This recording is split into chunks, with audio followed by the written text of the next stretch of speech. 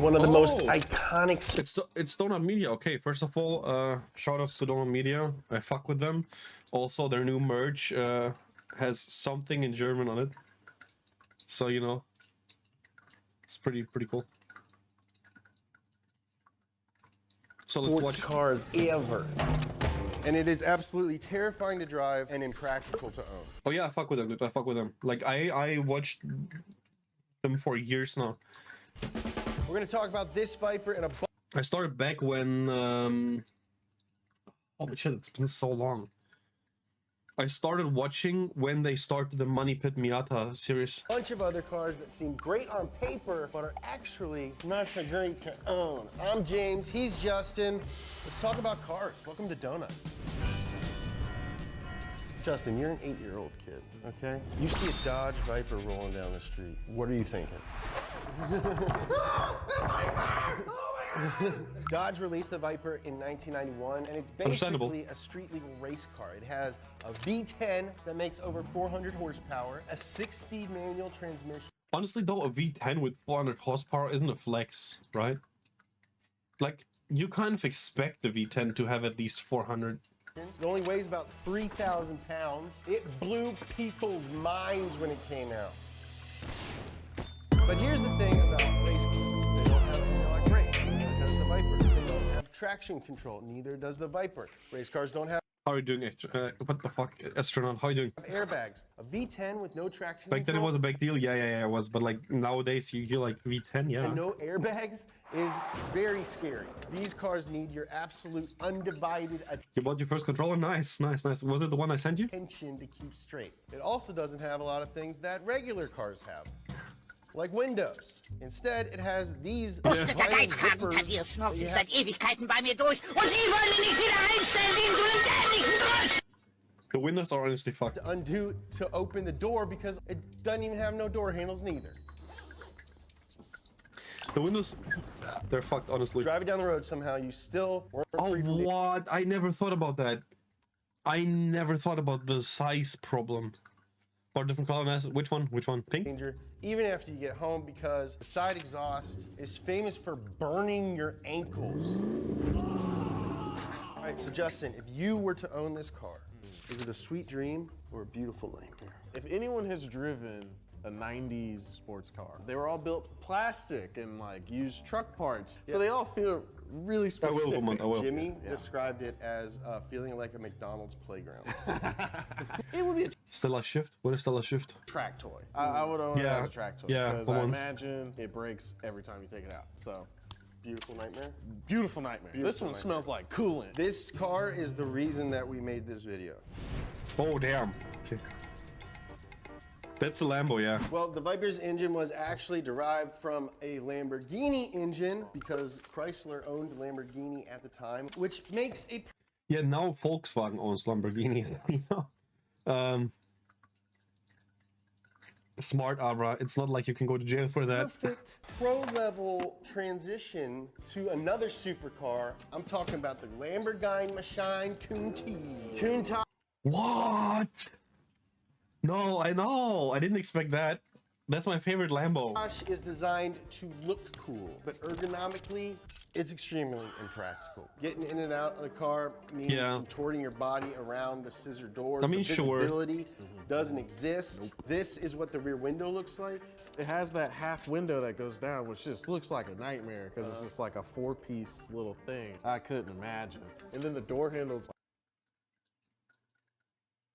I said, like, no way it's my favorite Lambo. I'm like, insane. I mean, I understand the points they're, you know, saying, but still. Like a metal dowel button that Yeah. you just push up. It's like, what's the security in this thing? Like how expensive that car is, you just press a button. To back up, you have to open the door and look out of it. Because of the unique design, the gas and brake pedals were offset, meaning Yeah, that's my favorite Lambo. So I'll shift to the color. Check it. I will. That he had to sit almost sideways while driving. A lot of owners reported getting intense back pain from just driving the Countach. Understandable. because of Understandable. it. Plus, there's the whole issue of reliability. During much of the intense 16-year production run, the company experienced money problems constantly. Interior parts would break off, AC units basically never worked, and even though like they've used basically that engine Diablo's since nice the too. era, they didn't figure out how to make it reliable. But every dollar that you paid for in maintenance and repairs was paid back tenfold in rubberneckers, looky-loos, and fans. Justin, when you were a kid, what did you think about the Lamborghini Countach? They were so cool. Yeah, The yeah. wings and vents. It looks like a spaceship when you're a kid. Yeah. Yeah, beautiful nightmare Pretty for much. sure. If I had that kind It of just money, it just looks so Miami Vice, you know. It just looks so 80s. I would probably do something else with it. So I totally would. you know. Lamborghini Countach, beautiful nightmare. Man. From the Is 80s that supercar that everyone Ferrari? wanted to the 90s supercar that everyone wanted. Next up on the list, probably my favorite car of all time, the McLaren F1. It's a McLaren, dude. Fucking hell. They fucking bait me every time. The old McLaren looks so similar to Ferrari. It's disgusting. The McLaren F1 debuted in 1992 as the fastest production car. Like, honestly, look at this and tell me that doesn't look like Ferrari taillights. But look at it and tell me that does not look like Ferrari taillights. Like, come on. In the world, a title that it would hold for the next 10 years. Back then, it Honestly, that's very, very understandable. Like, I obviously, McLaren, I never heard someone mention McLaren and reliable in the same sentence. cost the equivalent of about $1.2 million today. But that pales in comparison to what owners shelled out just for basic maintenance. The upkeep is more insane. I drove it a while for in Need for Speed Heat, and like, I don't know, it's kind of boring. One of your favorite cars? All right, damn. Need for Speed 2, yeah. Than I would have ever imagined. I don't know, it's okay, but bespoke clutch needs to be replaced every 2,000 to 3,000 miles. A tire change costs every 2 to 3,000 miles. You're joking.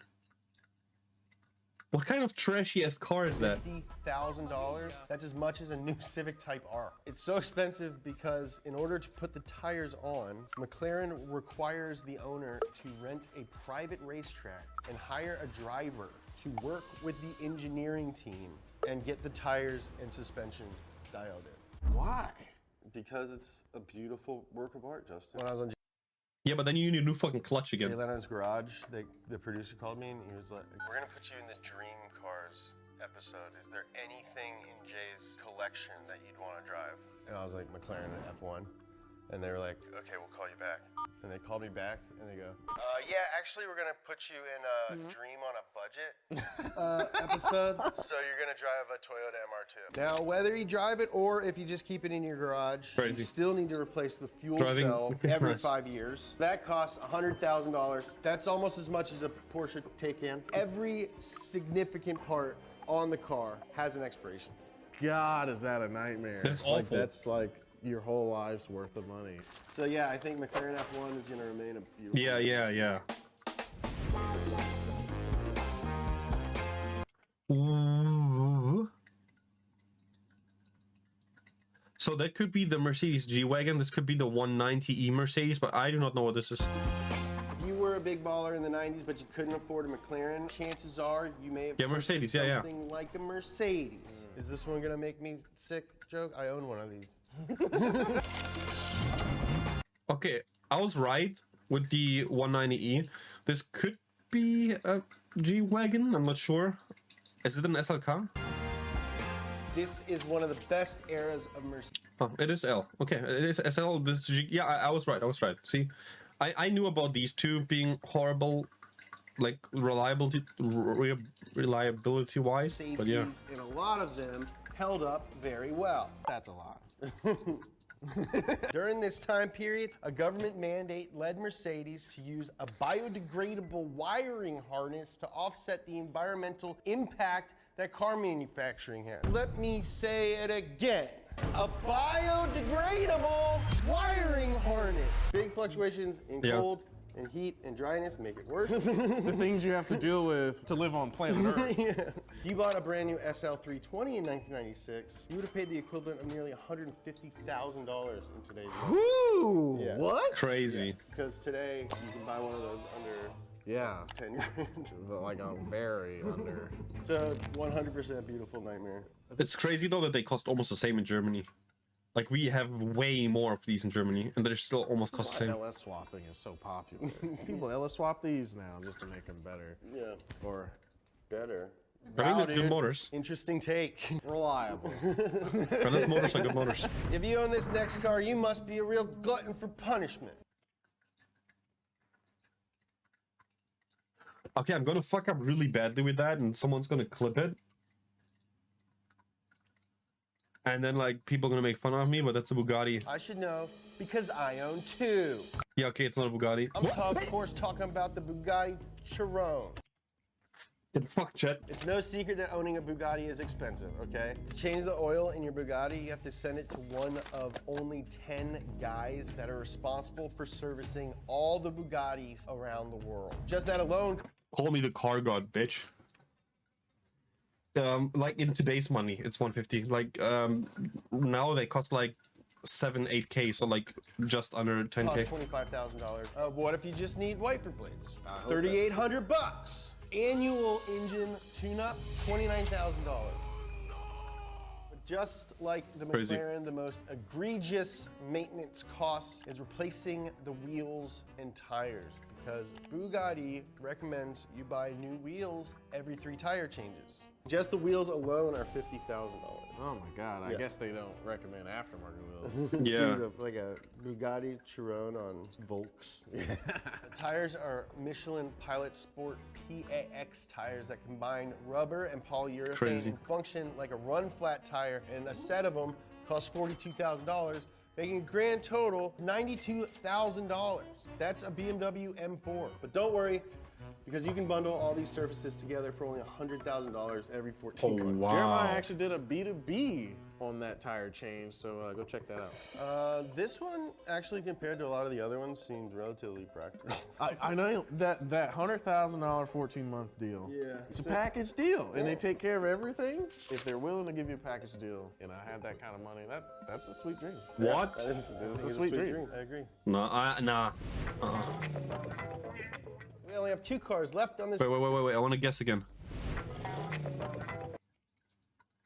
I don't want to guess. We only have 2 cars left on this list, and this next one can be a real nightmare to own. I'm talking about Shelby Cobra 427. Oh boy. We all know the Okay. story of this car. It's based on a British roadster called the AC Ace Bristol, but Carroll Shelby thought it needed a little bit more power, baby. So he turned it into a big, bad American V8 death machine. The Yeah. toughest dog Cobra came with the 427 cubic inch V8 Thanks for clipping. Welcome back. Thank you for clipping. Appreciate it. spit out 425 horsepower in the 1960s in a car Yeah. that didn't have seatbelts. While it's known for being an insanely good car at going fast, it isn't. Dude, look at that huge side it's known for pipe. being Look at it. It's so disgustingly an cool. insanely good car at going fast, it isn't exactly the most pleasant vehicle to drive at low speeds, and it's terrifying at high speeds. It sounds really familiar. Oh, that's weird because the same guy worked on both of them. Carroll Okay. Shelby designed cars for people who could really, really, really drive. More people have more money than skill to drive. So Some of the Yeah. bigger problems come down the line in ownership. Over time, the aluminum body can become fatigued, and a lot of the original cars have stress to it. yeah, a lot of people don't understand like why aluminum is so tedious. It becomes like paper after a while. Like, you know, heat from the engine just turns it into rubber, essentially. That's why they built these out of plastic. So if you're in the market for a Shelby Cobra, make sure you look it over really closely before dropping like $5.5 million on it. So Justin, sweet dream or beautiful nightmare? Honestly, I say beautiful Sweet. I would say sweet dream. Honestly, like, sure, the aluminium is fucked, but like, nightmare. For that much money, just build a kit car. I would build a kit car. Yeah, just build a kit car. The kit car is way more worth it. Leave it in Yeah. the dreams. Beautiful nightmare. I don't know. Nightmare. I don't know. I don't agree with that I one. want beautiful nightmare, but A kit car? Yeah, let's Sweet go. dream, Sweet yeah. dream. Hell yeah.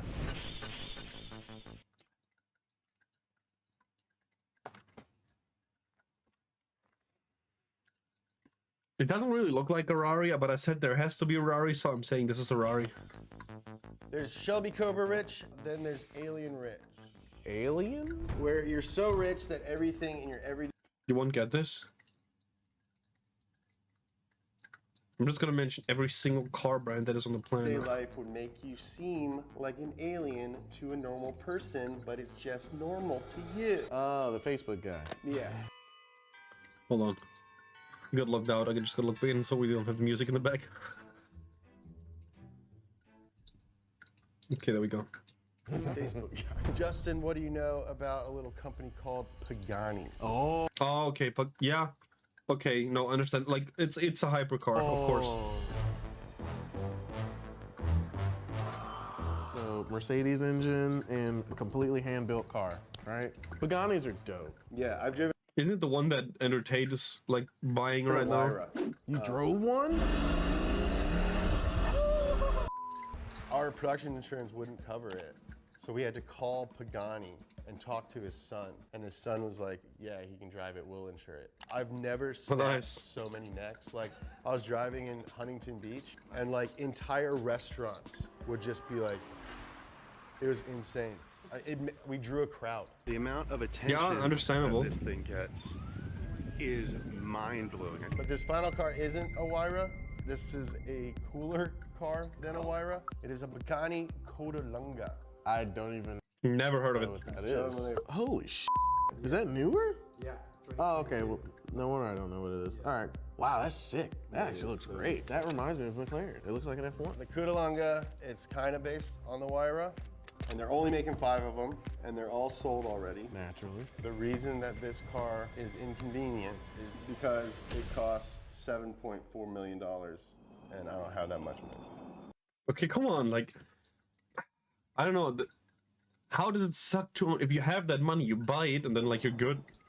Thank you for watching this video and everything else on Donut. Hit that subscribe button. Thank and you. Ring that bell to make sure you don't miss Very anything. very nice video. Appreciate it. Yeah, pretty cool.